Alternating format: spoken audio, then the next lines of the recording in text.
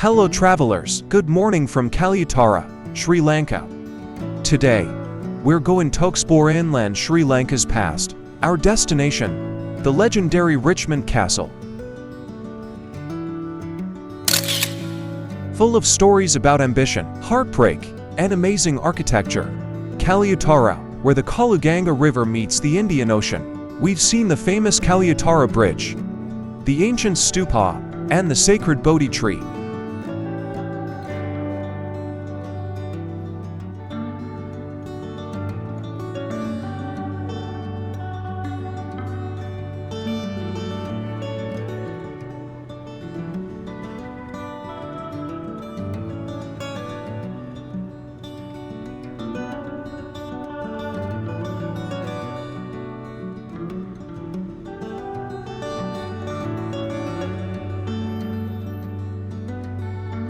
Now, a short drive down Kethena Road reveals a secret, Richmond Castle. A huge mansion with a fascinating history. This isn't just a mansion, it's a symbol of big dreams, betrayal, and a lasting legacy. It was built by Nanayakara Rajavasala Apuhami Lagi, Don Arthur D. Silva Wejesing Hasirwardana Padikara Mudali, a wealthy and respected guy during British rule in Sri Lanka.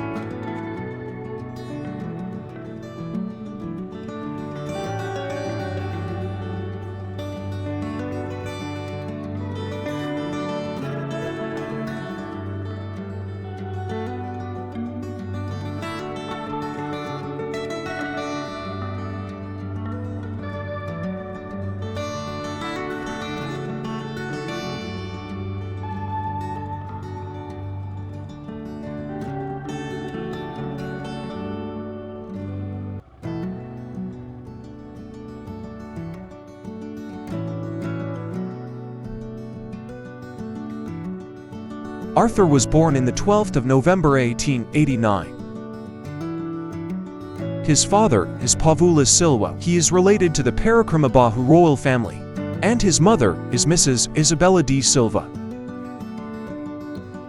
Young Arthur was educated in England with his brother.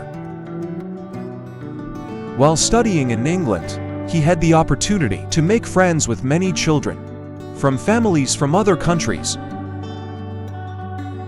According to history, he returned to Sri Lanka from England as a well-educated person.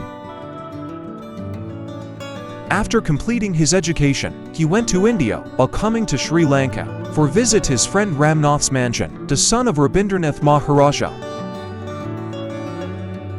He asked for the design of that mansion. To build such a mansion in Sri Lanka, his friend demonstrated it and laughed, saying that it is impossible to make something like this in Sri Lanka. So, fueled by ambition and maybe a bit of pride, Arthur secretly sent architects to India to learn everything about the Maharaja's palace. After coming to Sri Lanka, he was offered a Mahamudali position by the British government. After the architects came to Sri Lanka, they started building the castle. They used bricks and roof tiles from India, glass from Italy, wood from Burma, and even other stuff from England. It was a mix of craftsmanship from around the world. On July 10, 1910, they had a big wedding and opened the castle. It was a symbol of Arthur's love and dreams. His wife, Clarice Matilda Suryabandara, must have felt like a queen in this fancy palace. His main guest was his friend from India, a Maharaja's son. He was surprised. It wasn't just a copy. It was a Sri Lankan masterpiece. He walked through, amazed and maybe a little jealous. Step inside Richmond Castle. We can find 14 fancy rooms, a cool theater with natural air conditioning. Cold air from the Kaluganga River is taken into the house through pipes. Even today, that cold air comes in through the holes in the floor of the theater. And a sunny courtyard. But if you look closely, you'll notice one-way glass, letting people inside watch the world, without being seen themselves. The castle held lots of secrets, whispers, and laughter, despite his money and power.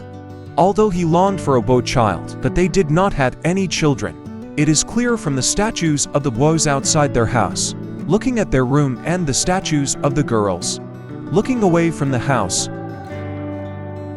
In 1941, a sad decision was made. He separated from his wife, but as long as his wife is alive, she was given a share of the income of the mansion.